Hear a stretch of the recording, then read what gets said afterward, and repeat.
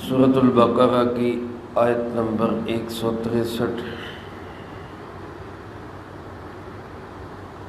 الحمدللہ وکفی وسلام علی عبادہ الذین اصطفی، خصوصاً علی سید الرسل وخاتم الانبیاء وعلى آلہ واصحابہ الاتقیاء۔ اما بعد فاعوذ باللہ من الشیطان الرجیم، بسم اللہ الرحمن الرحیم۔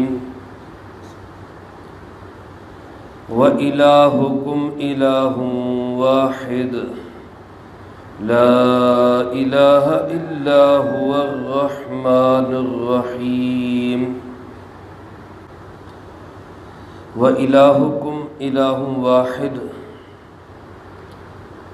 اور تمہارا معبود حقیقی وہ ایک ہی معبود ہے، لا الہ الا ہو، نہیں ہے کوئی بھی معبود سوائے اسی کے، الرحمن الرحیم، وہ رحمان بھی ہے اور رحیم بھی ہے۔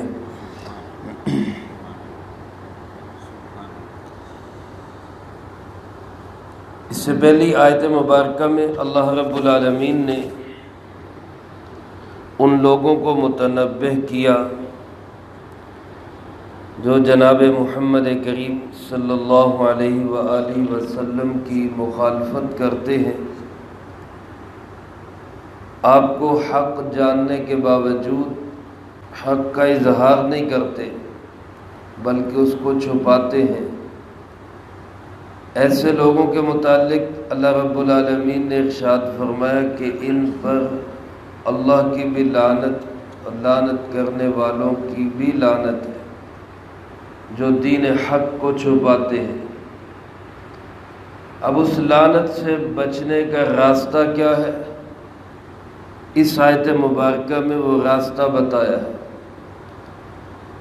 دنیا کے اندر، آخرت کے اندر اللہ رب العالمین کی لعنت یا لوگوں کی لعنت سے بچنے کا راستہ یہ ہے کہ انسان اللہ رب العالمین سے والہانہ محبت کرے، اللہ کے ساتھ جڑ جائے، اور اس محبت میں پھر جو حکم آئے اس کو تسلیم کرے، اپنی عقل نہ دوڑائے کہ فلاں ہے فلاں نہیں ہے، اس کو ہونا چاہیے اس کو نہیں ہونا چاہیے، یہ مالدار ہے اس کو نبی بننا چاہیے، یہ غریب ہے اس کو نہیں بننا چاہیے۔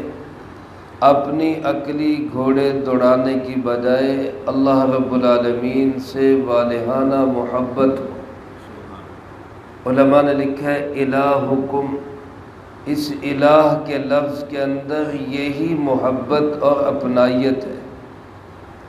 الہ کا ترجمہ عام طور پہ ہم کرتے ہیں معبود، لیکن علماء فرماتے ہیں کہ اس کے اندر محبت کا مادہ پایا جاتا ہے الہ کے اندر، کیونکہ الہ کا لفظی معنی ہے کسی پہ فریفتہ ہونا، اور فریفتہ ہونے کے لائق، قربان ہونے کے لائق، اپنا سب کچھ جس پر بندہ نچھاور کر دے، اس لائق ذات خداوندی کے سوا اور کوئی نہیں۔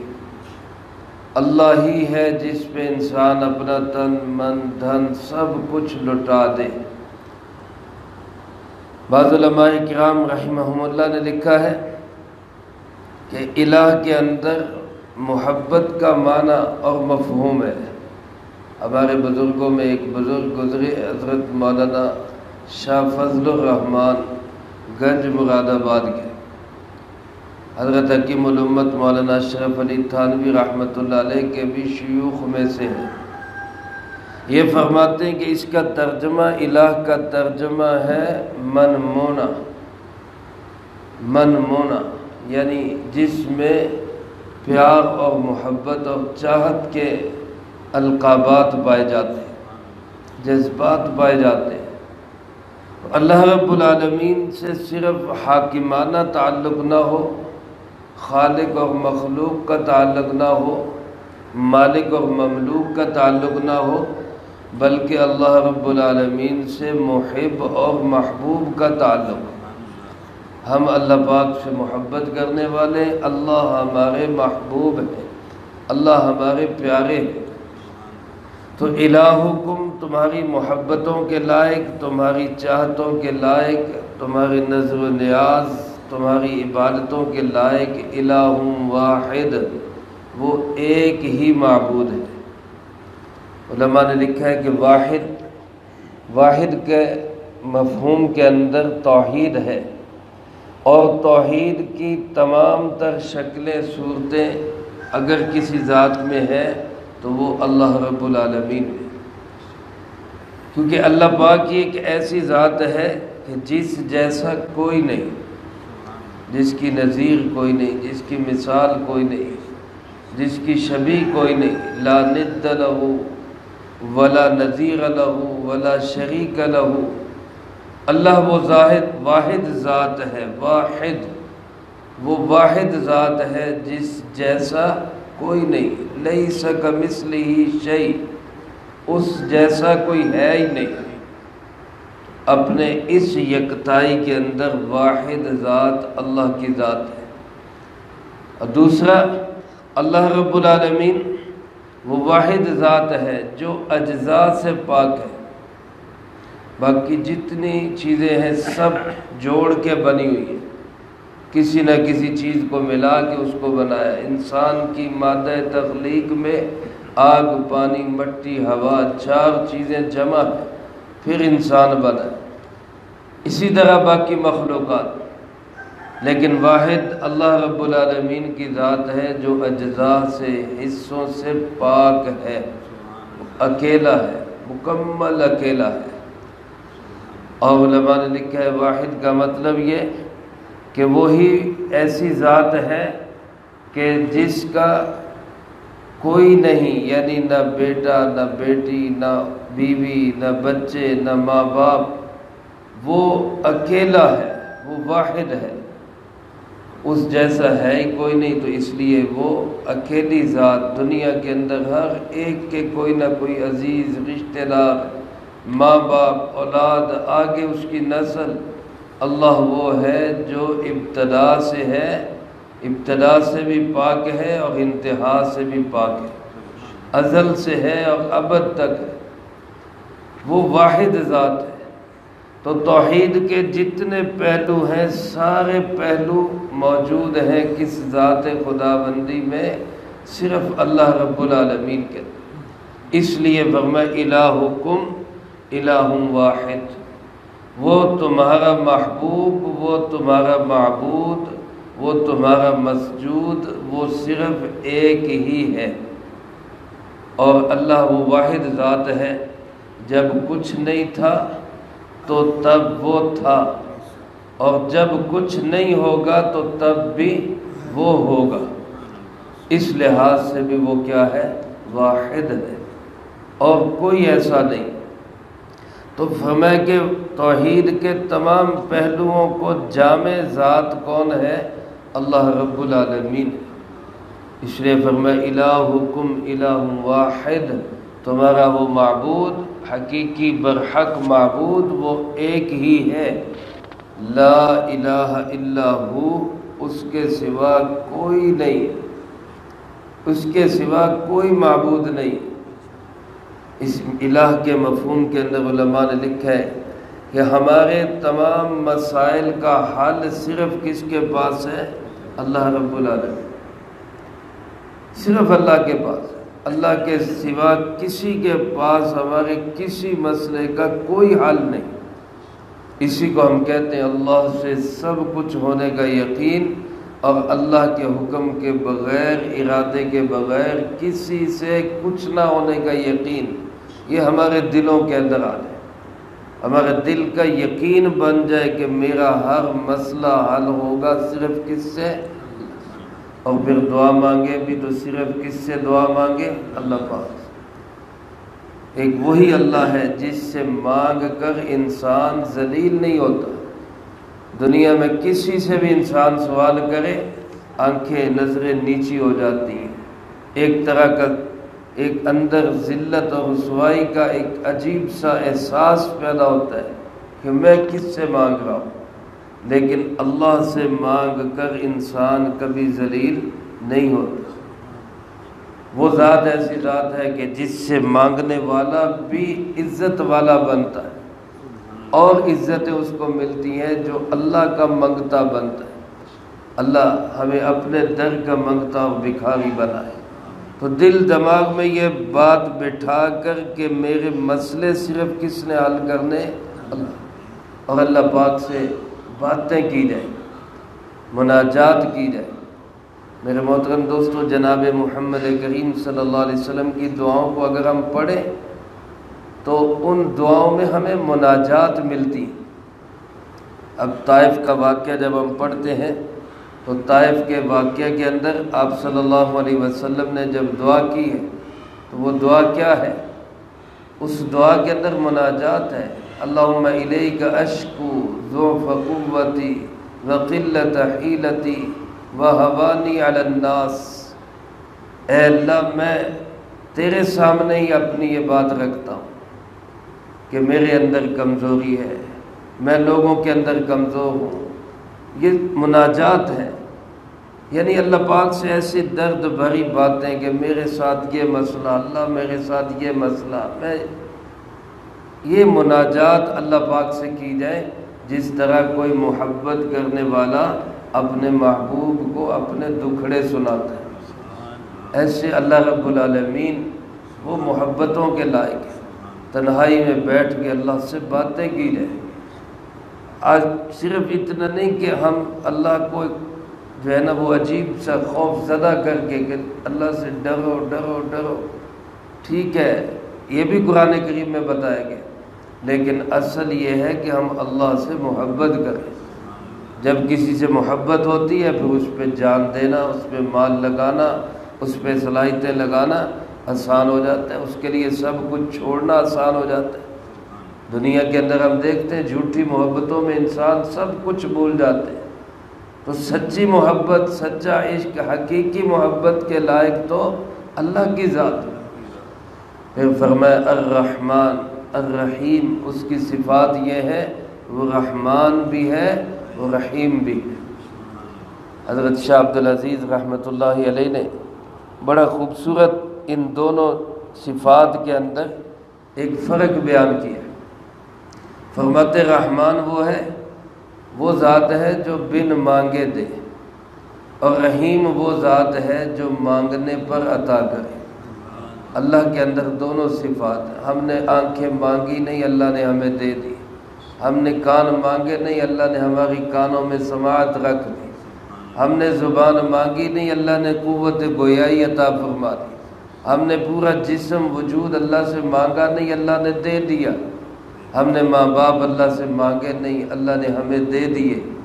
کتنی چیزیں جو ہم مانگتے بھی نہیں، اللہ بن مانگے ہمیں دے رہا ہے۔ تو بن مانگے جو ذات دے اس ذات کو کیا کہتے ہیں؟ رحمان۔ اور جو مانگنے پہ عطا کرے، کتنی چیزیں ہم اللہ سے مانگتے ہیں، مانگ کر لیتے ہیں، اللہ عطا کر دیتا ہے، وہ ذات رحیم کہلاتی ہے۔ بعض مفسرین کرام رحمہم اللہ نے ایک فرق یہ لکھا ہے کہ رحمان اس ذات کو کہتے ہیں جس کی رحمت عام ہو، ہر ایک پر، اپنا پرایا، دوست دشمن، ماننے والا نہ ماننے والا، مسلمان کافر، سب پہ اللہ کی رحمت ہے۔ آج ساری دنیا کے کافر اور نافرمان اور یہود و نصارہ سب کس کی فضا میں سانس لے رہے ہیں؟ کس کی آکسیجن میں سانس لے رہے ہیں؟ کس کا پانی پی رہے ہیں؟ کس کا کھانا کھا رہے ہیں؟ سب کو کھلانے پلانے والا کون ہے؟ وہ رحمان ہے۔ اپنے پرائے، ماننے والے نہ ماننے والے سب پہ رحمت کر۔ اور رحیم اس ذات کو کہتے ہیں جس کی رحمت خاص ہو اپنوں پر، جو مسلمانوں پہ ہوگی صرف، اور یہ رحمت آخرت کے اندر ہوگی۔ اس لیے جناب محمد کریم صلی اللہ علیہ وآلہ وسلم کی دعاؤں میں ہمیں مناجات اس طرح ملتی ہے، یا رحمان الدنیا و رحیم الآخرہ، اے دنیا کے رحمان اور آخرت کے رحیم۔ یعنی دنیا میں اللہ پاک کی صفت رحمان عام ہے سب کے لیے، آخرت میں اللہ رب العالمین کی صفت رحیم کے ساتھ اللہ جلوہ افروز ہوں گے کہ صرف مسلمانوں پہ رحمت ہوگی۔ تو یہ وہ ذات ہے جو محبتوں کے لائق ہے، چاہتوں کے لائق ہے، پیار کے لائق ہے، عشق کے لائق ہے۔ اللہ ہمیں اپنی محبت اور اپنے اندر فنائیت نصیب فرمائے۔ حدیث پاک کا مفہوم ہے، نبی کریم صلی اللہ علیہ وسلم نے ارشاد فرمایا، اللہ پاک کا ایک اسم اعظم ہے، اس اسم اعظم کو یاد کر کے، اس اسم اعظم سے پکار کر اللہ سے جو بھی دعا کی جاتی ہے اللہ پاک اس کو قبول فرماتے ہیں۔ اور حدیث پاک کی روشنی میں علماء نے لکھا ہے کہ ایک آیت مبارکہ یہ ہے جس میں اسم اعظم ہو سکتا ہے، اور ایک سورت آل عمران کی ابتدائی آیات، الف لام میم اللہ لا الہ الا هو الحی القیوم، یہاں پر الہکم الہ واحد لا الہ الا هو الرحمن الرحیم، اس لیے ہمارے علماء دعاؤں سے پہلے ان آیات کو پڑھتے تاکہ اسم اعظم کے ساتھ اللہ پاک سے دعا ہو۔ اصل اسم اعظم یہی ہے کہ انسان دل سے اللہ سے محبت اور لگاؤ رکھے۔